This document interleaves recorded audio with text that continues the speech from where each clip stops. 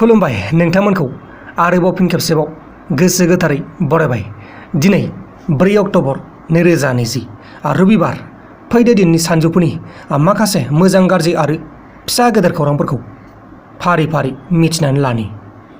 Assam police recruitment scam केसजों लोब्बा थानाय बारग' DIG PK दत्त आरो आसामनि BJPनि लिडार दिबनडेकानि गासै सम्पतिनि लिस्टखौ इनफरमेन्स डाइरेक्टरेट डिपार्टमेन्टआ CIDनो गथायनाय जाबाय।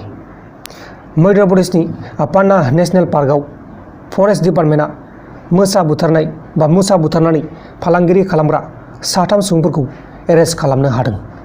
बिसोरखौ दा आयेननि बायदि साजा होनाय जासिगोन। आसाम पुलिस स्केम केसजों लोब्बा थानाय एक्स DIG दत्तखौ हेफाजाब होनाय 2 सुबुंफोरखौ आसाम पुलिसआ डिब्रुगड़ जिल्लानिफ्राय एरेस्ट खालामनाय जाबाय। हमजानाय सुबुंफोरनि मुङानो जाहैबाय प्रियनाथ गगৈ आरो दिलीप गगৈ। दा बिसोरखौ लांनाय जाबाय पुलिसफोरा थानायाव। दानिया फैदो गुबुन खौराङाव।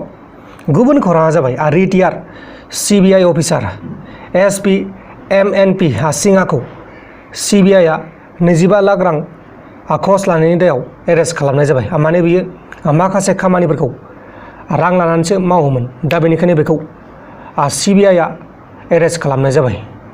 लोगोसे नेशनेल क्राइम रेकर्ड्स ब्युर'नि रिपर्ट बायदिब्ला आसामाव थांनाय बोसोरथामनि गेजेराव बोसोरथामाव बुथारनाय सुथारनाय, गावजों गाव बुथारलायनाय बा गावनि फिसालाखौ बुथारनाय बायदिसिना क्राइम रेकर्ड्सफोरा जोबोरैनो बारायदों होननानै NCRBआ खौरां बिलाइयाव फोसावनानै होदों। माने जोंनि बे आसामाव 3 बोसोरनि गेजेराव गोबां बुथारलायनाय जाथाया जानानै थांगासिनो दङ। गुबुन खौराङा जाबाय चाइना हादोरनि चाइनिज लाइट टेंकआ जोंनि बे हादोरनि T-90 आरो T-72 टेंकनि थाखाय जेबोआनो नङा होननानै बुंदों।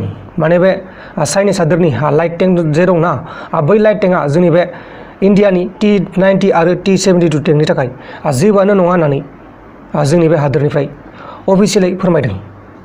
अब्ला दानिया फैदो जोबथारनाय खौराङाव।